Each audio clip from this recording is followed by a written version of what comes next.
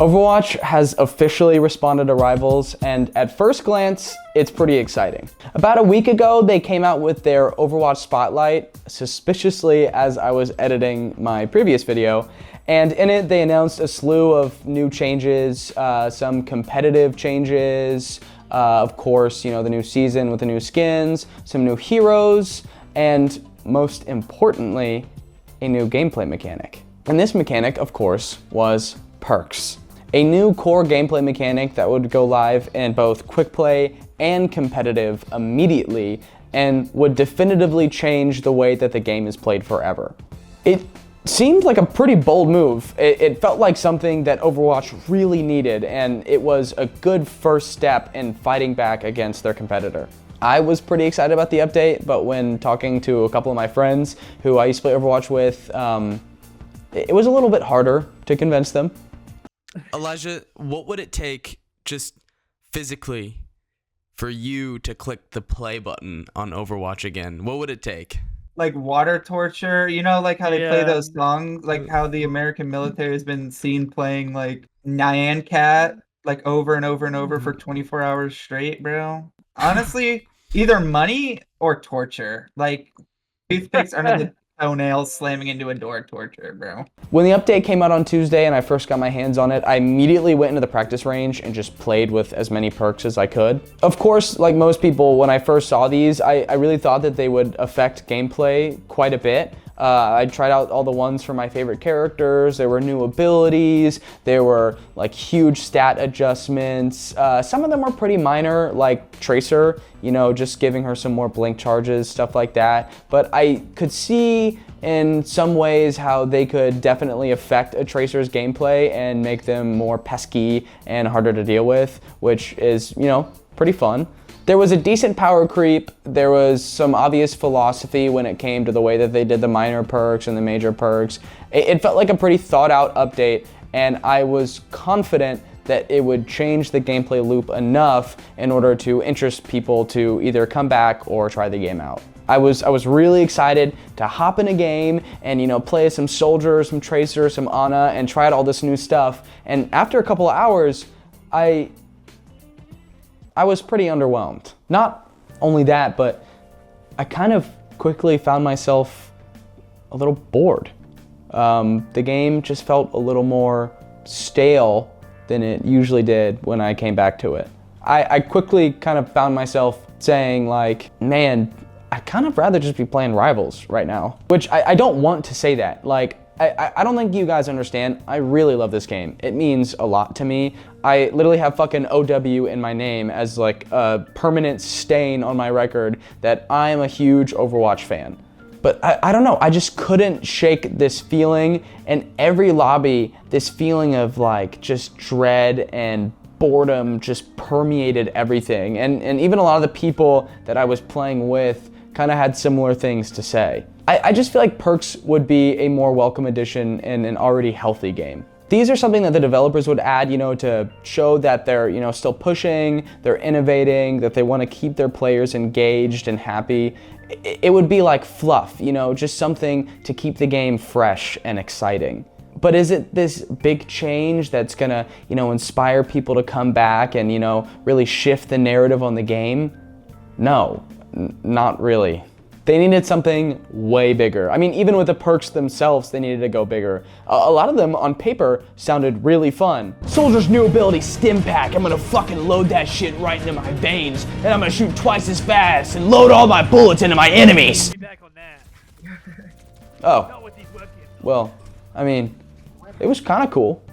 I shot pretty fast, but I couldn't be healed, and there's this big fucking ring that's kind of like distracting me the whole time. I'm gonna use Winston's new ability, Chain Lightning. From afar, I'm gonna zap multiple enemies straight into fucking hell. Oh. It's more like a little tickle. Just a little tickle, you know. With this new perk, Ana can finally headshot. Finally, my superior aim will shine through, and I'm gonna snipe my enemies. Yeah, I mean, it's kind of useful, but most of the time, I'm just kind of like trying to heal my feeding tank, and whenever I have 5 seconds to, you know, try to snipe some enemy, I feel like the amount of shots that I'm missing trying to aim for Kiriko's tiny head, I could have just body shot and killed her way faster because the headshot multiplier is fine. You know, it's like an extra little bit of damage. I mean, dude, one of Roadhog's major perks is him taking a breather and walking slightly faster for like a second. It's fucking useless. Even if it wasn't useless, it's just not that like cool or exciting. It's minor changes to how these characters are played. And some of them have pretty bigger ones, some of them have pretty cool ones, but like overall, it's something where I couldn't even tell what other people's perks were while I was playing the game. I didn't know what my teammates' perks were. I didn't know what my enemies' perks were. It wasn't something that was so apparent that it like shifted the way that I thought or played the game. And you know, maybe if I played, you know, another 100 hours, I would start to notice these things. But if it's not exciting enough as is to where like I can feel the battlefield change as we all level up, it's not going to be exciting enough to bring anybody back, to keep anybody, to be really anything of note. The perk system, it just feels very individual. Like I know that my perks are doing these specific things because I chose them. And that's kind of the only way that they're like obvious to anybody. The only one that I can think of that might be like just blatantly obvious is the fact that, you know, one game I played as Orisa and the major perk is that she gets her shield back, which, you know, it's kind of lazy. There's a few of them where they're just like, hey, remember this old ability? We brought it back for you. Here's a new perk. The game really just felt the same. It felt the same to play, which is fine. I mean, it's a good game. I still had fun in some of the matches that I was playing. But I mean, the stigma is it's just too hard for me to escape. And it's just kind of hard to justify playing this game when across the street there's a perfect substitute that has all new characters for me to learn, a constant slew of content just being pumped into us, and a huge community that's bustling that I get to grow and learn with. If Overwatch was still reliable and, you know, it treated us all right these past few years, and maybe it'd be different, you know, maybe it would be harder to kind of like jump to something new, but it just wasn't, and there's just no reason to go back. But who knows? You know, there's probably a lot of people who started playing Overwatch a year ago, maybe a couple years ago, who weren't burned by this whole transfer process at all. Like, why should they care? They found this game, they think it's pretty fun, and they've been adding a decent amount of stuff in the last year or two. This update's probably amazing to them. Just quickly, I do want to mention the other stuff in the spotlight. Map picks, hero bans, that's just competitive quality of life. Should have added that stuff a long time ago. Other games have been doing it for forever. It doesn't really change the reality of what the game is. The new characters look cool. Freya looks like a, you know, high mechanical skill player. That's nice. Overwatch has been made fun of in the past for adding some pretty like low skill, you know, broken heroes. So that's nice. Aqua, who's coming out later, his design looks really cool. I mean, I don't know about his abilities. I assume it's water, but yeah, nothing game changing. Like, you have to add new characters. The one thing that I am pretty intrigued by is the new game mode, Stadium. It kind of looks like, you know, MOBA, you know, Deadlock style gameplay combined with like mini games. They said it's going to be a best of 7 game where each round is really short. It's on really small maps, and it could be like ridiculous things like, you know, paintball. Just something really fun with a buy menu added in. It sounds fun. I don't see in any way how it could fix the core issues with the game, or, you know, inspire people to really come play it. Like, I don't think everybody's going to be hopping on Stadium in a few months and that's all they're going to be playing. But it does look fun. I'll probably try it out when it comes out. I doubt it'll warrant any more conversation on this, but who knows? We'll see. And just really quickly, dude, come on. The Battle Pass? And I don't want to be this guy anymore. I understand it's really frustrating to just constantly hear comparisons. It's getting old. But, like, you have a competitor, a direct competitor who's doing better than you, and they're producing stuff like this. The new rival season is all on theme. All of the skins are quality. They look cool. They feel badass. Like, there's some cool shit in there. Like, I don't like spending money on skins in any of these games. It's a fucking complete waste of my time. But, you know, I was kind of convinced. I was like, some of this stuff is pretty cool. You know, if they had more characters that I played, I would probably buy it. This Overwatch season looks like shit. These skins look like shit. They look stupid. There is no theme to them. There's no anything to them. They range from barely looking different than the main skin to just completely ridiculous. Like, y'all need to step it up. Like, there's no X factor with y'all. Like, these skins have been made fun of for a long time now, and you just gotta get your shit together. And don't even get me started with a $40 premium battle pass.